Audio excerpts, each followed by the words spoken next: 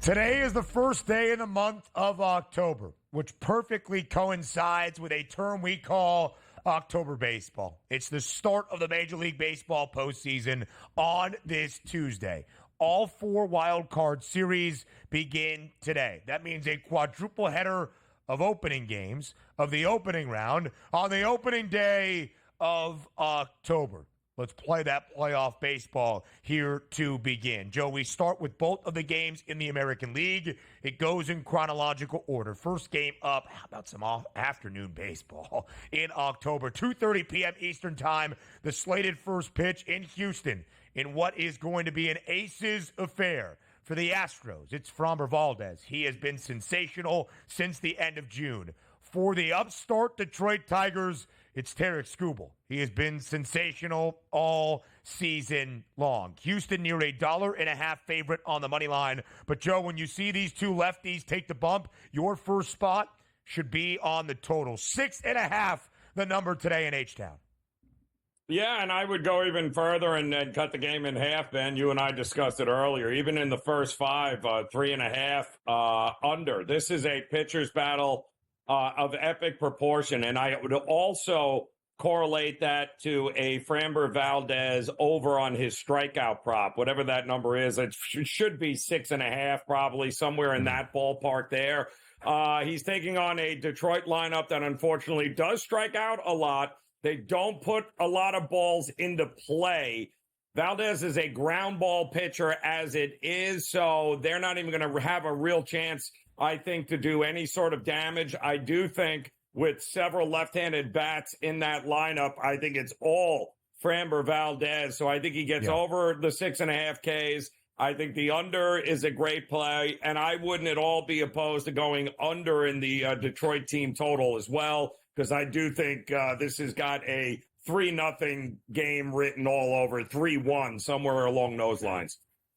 2.5, that team total for the Tigers. The over does have the juice at -146, as you would expect. But just to see a team total at 2.5 for a playoff game, indicative of the overall game total at 6.5. You are correct. The strikeout prop for Valdez is at 6.5. The under has the juice and plus money on the over. 5 and a hook the number for Scooble. Heavy juice on the over. It is interesting, Joe, approaching K-props now in playoff baseball, right? If you start to struggle, do the managers go quickly to the bullpen to bring in some relief? It's all hands on deck for every game here in October, especially in the wild card round in a best-of-3 series. Houston has won 14 of the last 16 starts that Framber Valdez has made. Valdez himself has won 10 of those 14 victories for Houston. One of the losses, the most recent one here in the month of September against the Padres, when Valdez was great and gave up just a single earned run. It's just that Dylan Cease for San Diego had a near no-hitter going once again.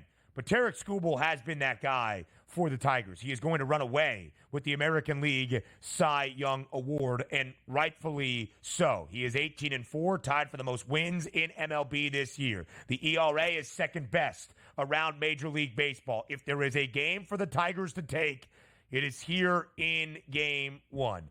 Houston pretty heavily favored to win this series, but can Detroit continue that momentum? We know how good wildcard teams have been in the expanded MLB postseason since we saw the additional wildcard team get added in 2022. Nobody better than the Tigers since August 22nd, since August 11th, since September 1st. Detroit was 4 games below 500. 62 and 66 on August 22nd. From that point, 24-11, the best record in baseball. But, Joe, as we know, nobody has better playoff-proven experience than Houston out of the entirety of the 12 teams to make the MLB postseason on either side. The Astros have reached the American League Championship Series 7 consecutive Octobers.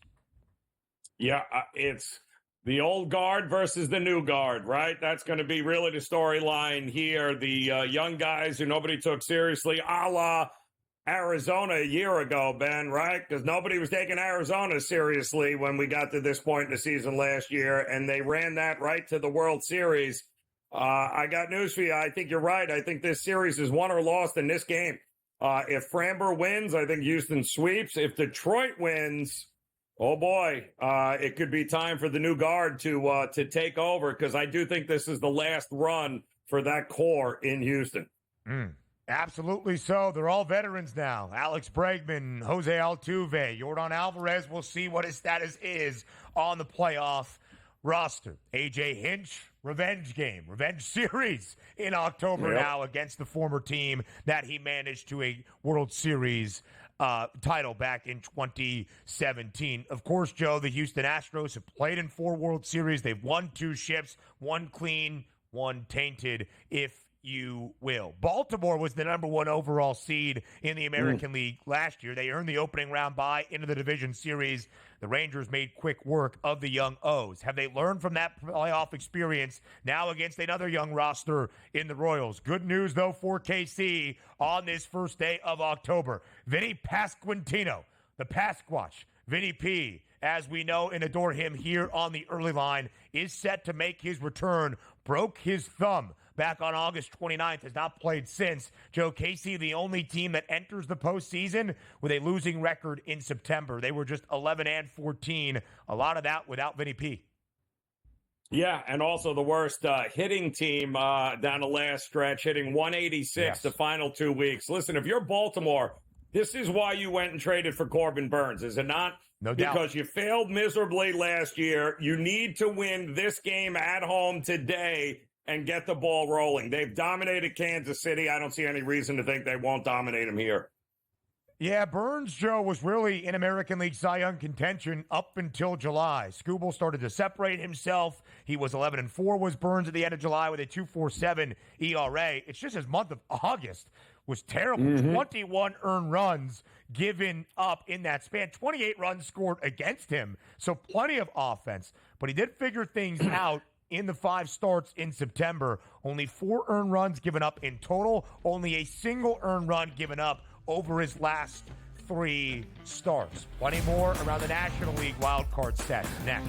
Now we go to the wild card round and the 2 sets that begin today in the National League. We start in Milwaukee. The Brewers, the champions of the NL Central, winning that divisional crown comfortably, will host the New York Mets, who won the first game of 2 yesterday in Atlanta to claim yet another playoff berth. Nobody since June 1st has been better than the New York Mets, 65-40. Probably wouldn't be playing on the road as the final team into the NL postseason if it wasn't for the first 2 months of the year, but that's why we play 162. The Brew Crew, Joe, in September didn't have to do much to even claim that divisional crown because they won the NL Central by 10 games. They ran away with it. So they're actually 13-13 in MLB's final month of the regular season. Can the Mets ride the momentum? Will Milwaukee take advantage of being at home? The Brew Crew, a home favorite today. Freddie Peralta gets the start for Milwaukee. Luis Severino on the other side for New York. What gives in game 1?